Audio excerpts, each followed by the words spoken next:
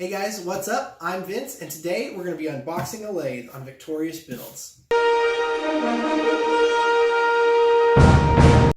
Hey guys, this is the Nova Comet 2 Midi lathe. I got this off of Amazon for $450. I think since then it has gone up just a little bit. I got it on sale.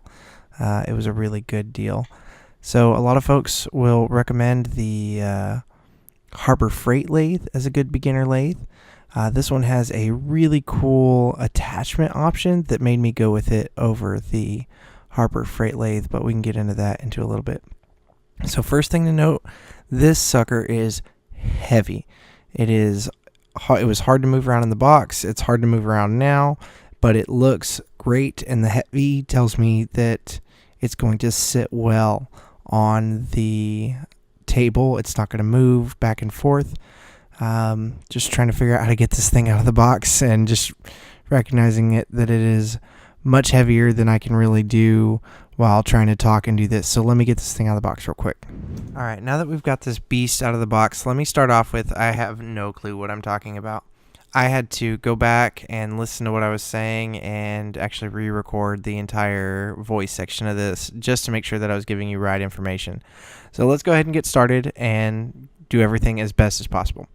So on the control panel, you've got your on-off switch, your variable speed, and your forward and reverse. The variable speed's really nice. It allows you to make adjustments depending on what you're working on, and then the reverse features really nice for sanding. The manual for this sucker is super important.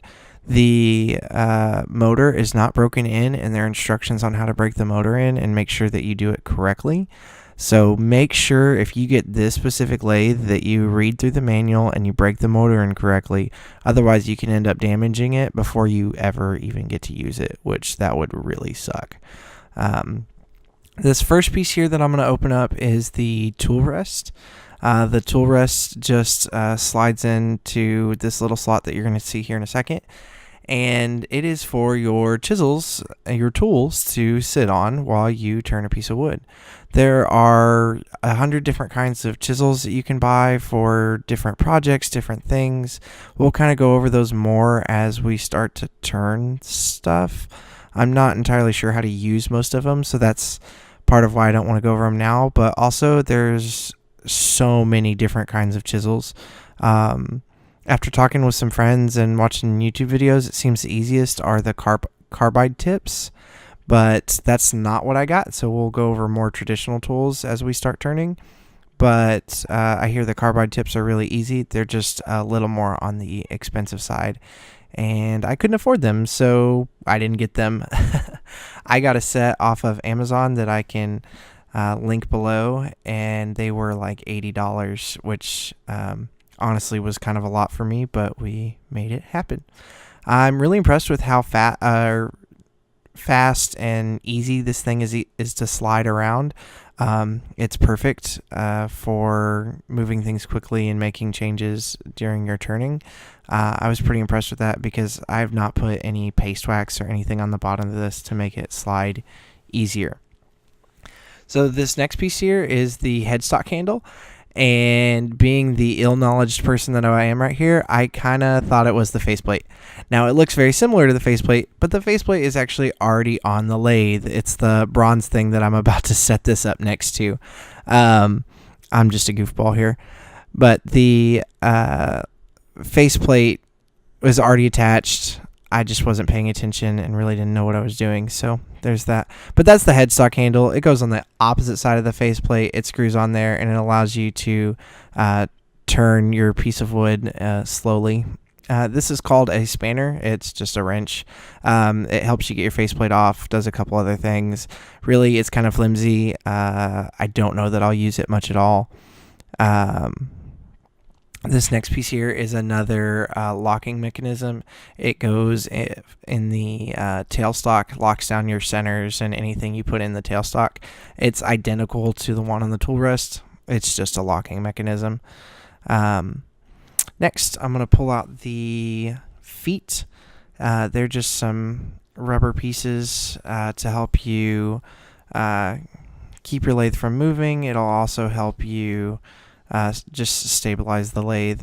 I am working on an old entertainment center right here, and it's shimmed up, and I'm really thankful for those rubber feet. It's going to keep everything from moving just a little bit more for me. These next two pieces are the centers. That's the tailstock center right there. It goes in the tailstock. It pushes up against your piece of wood, provides some stabilization. The next one is a spur center. You can take a rubber mallet or wooden mallet and hammer that into the piece, and then push your tailstock center up against it, and it stabilizes your piece of wood so that you can actually turn it and make something cool out of it. We will do that in a future video. They just come together, and it's pretty neat, pretty easy.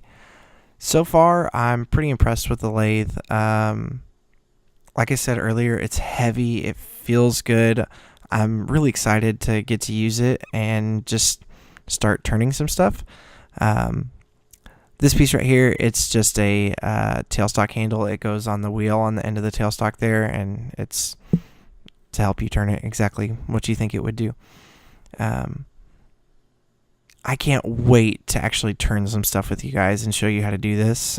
This was my Christmas present, and I got it just a little bit early, and I'm just stoked. I am going to be out of town the last few weeks of December and first week of January, so I'm going to have to really get into it when I get back. This next piece here is the motor.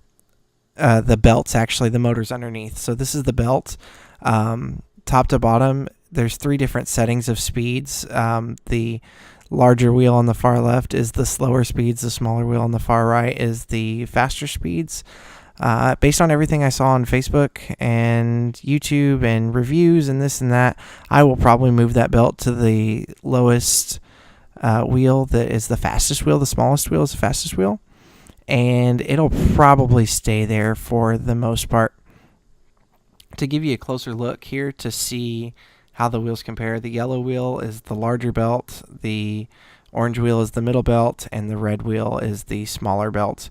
So you can see the speeds just increase. The minimum speeds on the larger belt is slower than the minimum speeds on the smaller wheel for the belt. So pretty easy, pretty simple stuff there.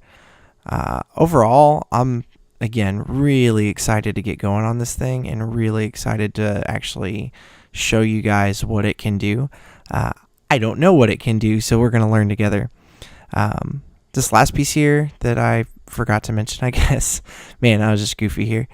Trying to figure out how to do this whole unboxing thing. It's to help you push your centers out, or whatever you have locked in there. It just pushes it out through the other end. It's pretty neat. I am super stoked about this lathe. I think it's going to be a great addition to the little shop that I have. It's going to allow me to do a few niche things that's going to be a lot of fun. So, as always, thanks for joining me. Stay with me and be victorious.